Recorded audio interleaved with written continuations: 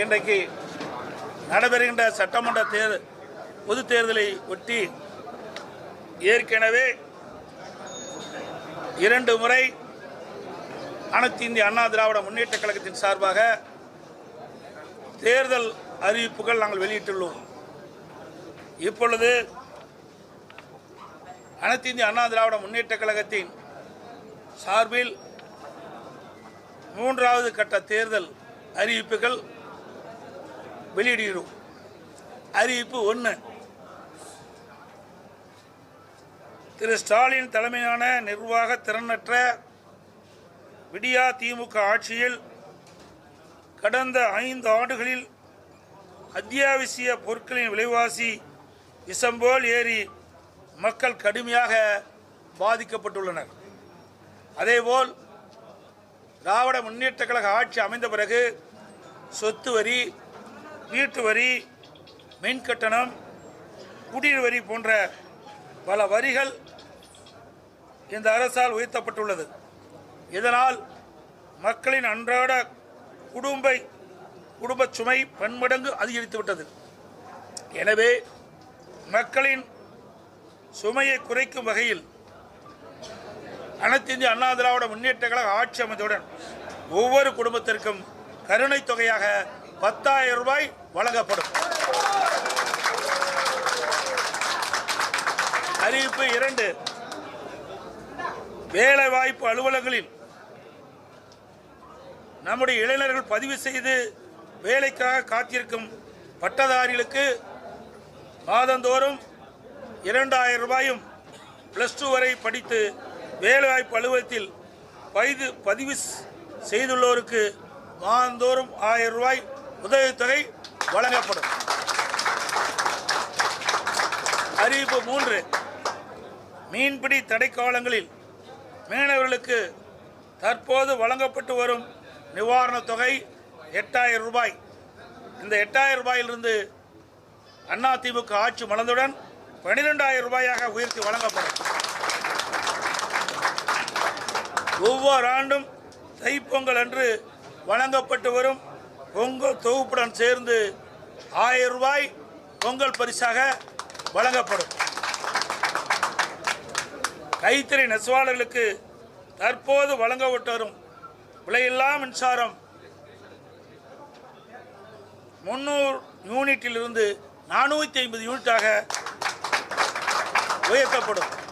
விசைத்தறி நெசவாளருக்கு தற்போது வழங்கப்பட்டு வரும் 1000 யூனிட்டிலிருந்து 1400 யூனிட்டாக விலையில்லாமல் அவர்களுக்கு உயர்த்தி வழங்கப்படும்.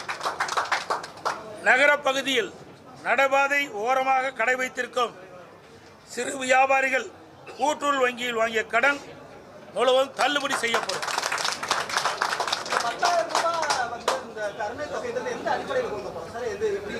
சொல்லதே கருணை தானே, எந்த அடிப்படையில்? கருணை அடிப்படையில் தான் கொடுக்குறோம். அதுதான் அந்த வாக்கியமே. ஆமா, அனைத்து குடும்பத்தான போட்டுக்கிறோம். குடும்பத்திற்கு வழங்கப்படும் தான் கொடுத்துருக்கிறோம். ஒரு முறை தான் வழங்கப்படும். இது வந்து ஒரு பெரிய கேள்வி எழுப்போம். ஏற்கனவே நிதி சுமை அதிகமா இருக்கு, 10 லட்சம் கோடி ஆல்ரெடி கடன் இருக்குன்னு சொல்லிட்டு நம்ம விமர்சிச்சுட்டு வரோம். இந்த மாதிரி நீங்க அறிவிச்சிருக்கக்கூடிய திட்டங்கள்லாம் இன்னும் நிதி சுமை அதிகரிக்கக்கூடும். அதை எப்படி சமாளிக்க போறோம்? ஏற்கனவே சொல்லிவிட்டேன். எங்களுடைய அதிமுக அரசு இருக்கின்ற பொழுது திறமையாக செயல்பட்டு கொரோனா காலத்தில் கூட 1 ரூபாய் வரி வருமானம் இல்லாத போதே சிறப்பான ஆட்சி கொடுத்த அரசாங்கம் அதிமுக அரசு. அதனால் வருவாயை பெருக்கி நாங்கள் அறிவிக்கப்பட்ட நலத்திட்ட உதவிகள் முழுமையாக வழங்கப்படும்.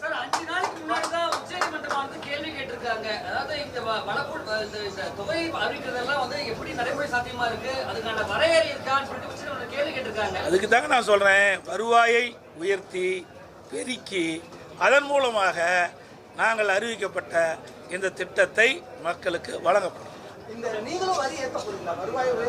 அது இப்பெல்லாம் இப்படிங்க சொல்ல முடியும்? வரி ஏற்றுறாங்களா இல்லையா? நீங்கள் கேட்குற கேள்வியெல்லாம் அதாவது வரி உயர்த்துறது பல இருக்குது, புரியுதுங்களா? இன்றைக்கு வரி உயர்த்துவதற்கு பல்வேறு வழிகளில் நிதிகள் இருக்குது. அந்த நம்முடைய நிதி துறையைச் சேர்ந்தவர் நிபுணர்கள் மூலமாக எந்தெந்த வகையில் வரி பெருக்க முடியுமோ உயர்த்த முடியுமோ அதை உயர்த்தி நாங்கள் அறிவிக்கப்பட்ட திட்டங்களுக்கு தேவை நிதியை பெற்று திட்டங்களை செயல்படுத்துவோம். வேலை இல்லாத பட்டதாரிகளுக்கு மாதமான காசு தருவோம் நம்ம சொல்லியிருக்கோம்.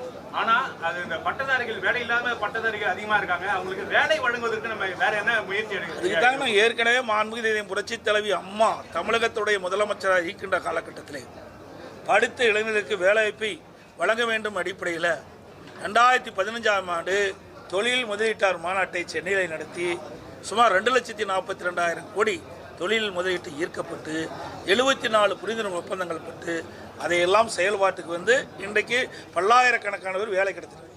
அதே வழியில் வந்து மாண்புமிகு அம்மாவுடைய அரசு 2019 ஜனவரி மாதம் சென்னையில் தொழில் முதலீட்டு மாநாட்டை நடத்தி 3,05,000 கோடி தொழில் முதலீட்டு ஈர்க்கப்பட்டு 304 புரிந்துணர்வு ஒப்பந்தங்கள் போடப்பட்டு அதன் மூலமாக தொழிற்சாலைகள்லாம் பயன்பாட்டுக்கு வந்து பல்லாயிரக்கான இளைஞர்களுக்கு வேலைவாய்ப்பு கிடைக்கும். அதே குறிக்கோளோடு அதே வழியில் அம்மாவுடைய அரசு வந்த பிறகு புதிய தொழிற்சாலைகள் தமிழகத்திலே நிறுவப்பட்டு அதுக்கு தேவை நடவடிக்கை எடுக்கப்பட்டு அதன் மூலமாக பல்லாயிரக்கணக்கான இளைஞர்களுக்கு வேலைவாய்ப்பை உருவாக்கி தருவோம். அதுவரை படித்து பட்டம் பெற்ற இளைஞர்கள் அவர்கள் மன உளைச்சல் இருக்கிறாங்க.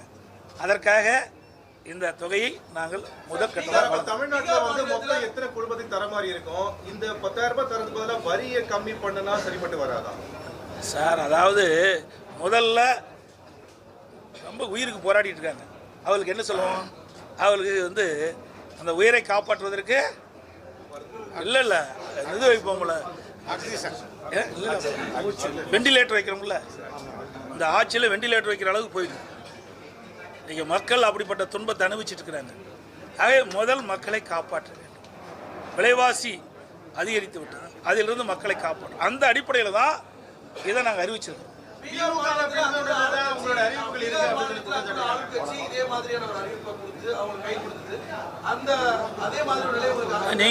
நீங்களே கேள்வி கேட்டு நீங்களே பதிலும் சொல்லிட்டீங்க.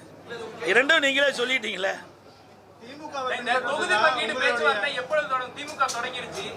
அவர்கள் வந்து நிறைய கட்சியை நம்பித்தான் அவர்கள் வந்து தேர்தலே போட்டிடுறாங்க. அதனால் அவர்கள் முன்கூட்டியே தொடங்கியிருக்காங்க. நாங்கள்லாம் பொறுமையாக தேர்தல் கூட்டணி குறித்து பேச்சுவார்த்தை ஏற்கனவே எங்களை என்னென்னா நிறைவேற்றி பேச்சுவார்த்தை நடத்திட்டோம். ஆனால் எந்தெந்த கட்சிக்கு எவ்வளோ தொகுதின்னு நிர்ணயிக்கல. விரைவாக நாங்கள் பேச்சுவார்த்தையை தொடங்குவோம்.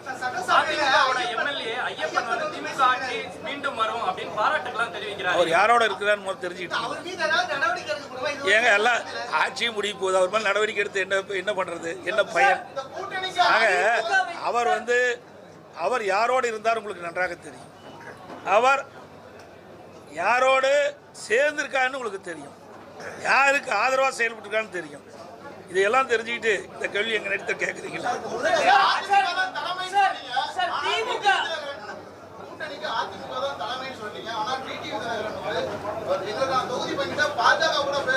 அதாவது நல்லா புரிஞ்சுக்கணும். அதிமுக தேசிய ஜனநாயக கூட்டணி. தேசிய ஜனநாயக கூட்டணி ஏற்கனவே அமைக்கப்பட்டது. இப்போ அதிமுக அதில் போய் சேர்ந்துருக்குது. ஏற்கனவே தேசிய ஜனநாயக கூட்டணி இடம்பெற்றிருக்கிற கட்சிகள்லாம் அவர்கள் அதன் மூலமாக நாங்கள் சீட்டுகளை பெறுவோம்னு சொல்லியிருக்கிறாங்க. அந்த அடிப்படை தான், புரியுதுங்களா? வேற ஒன்றும் கிடையாது.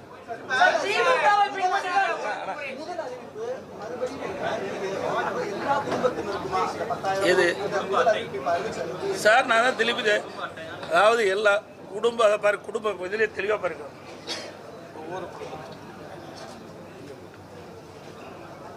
ஒவ்வொரு குடும்பத்திற்கும் கருணத்தொகை 10,000 நாங்கள் அது உங்களுக்கு ஜெராக்ஸ் கொடுப்போம்.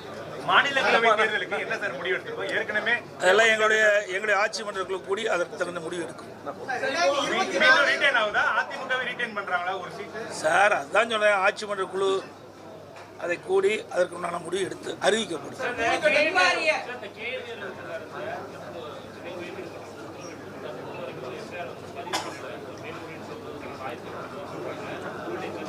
சார் என்றைக்கு திமுக நீதிமன்றம் கொடுத்த தீர்ப்பை ஏற்று அமுல்படுத்தி இருக்குது.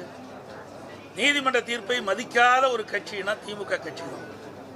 இன்றைக்கு திரு நேரு அவர்கள் மீது இடி ஆதாரத்தோடு குற்றச்சாட்டுகளை அங்கே இருக்கின்ற மாநிலத்தில் இருக்கின்ற தலைமை காவல் துறை அதிகாரிக்கு அனுப்பிட்டிருக்காங்க. 3 முறை அவள் அறிக்கை அனுப்பப்பட்டதாக தகவல் செய்திகள். அதன் அடிப்படையில் நடவடிக்கை எடுக்காத காரணத்தில் தான் அனைத்து இந்திய அண்ணா திராவிட முன்னேற்ற கழகத்தின் சார்பாக நாங்கள் உயர்நீதிமன்றத்தில் வழக்கு தொடர்ந்தோம். அந்த அடிப்படையில் நீதிமன்றம் விசாரிக்கப்பட்டு ஈடி தாக்கல் செய்த அந்த அறிக்கையின்படி அதில் என்னென்ன விவரங்கள் இருக்குதோ அதையெல்லாம் உள்ளடக்கித்தான் நீதிமன்றம் ஒரு தீர்ப்பை வழங்கியிருக்கிறது. அந்த தீர்ப்பை மதித்து இந்த அரசு செயல்பட வேண்டும் என்பதுதான் எங்களுடைய கோரிக்கை. செயல்படும் என்று நாம் எதிர்பார்க்கிறோம். ஏனால் இதுவரை திராவிட முன்னேற்ற கழகத்துக்கு எதிராக வந்த எந்த தீர்ப்பையுமே இவர்கள் மதித்ததே கிடையாது. இதுவரை டிஜிபி, நிரந்தர டிஜிபி, சட்ட ஒழுங்கு நிரந்தர டிஜிபி நியமிச்சிருக்காங்களா? நீதிமன்றம் போச்சு, உயர்நீதிமன்றம், உச்ச நீதிமன்றம் போய் வந்த பிறகு கூட இந்த அரசாங்கம் நீதிமன்றத்தினுடைய உத்தரவை மதிக்காமல், தீர்ப்பை மதிக்காமல் இருக்கின்ற ஒரே அரசாங்கம் திராவிட முன்னேற்ற கழக அரசாங்கம். அனைத்து ஊடகங்களுக்கும் நன்றி.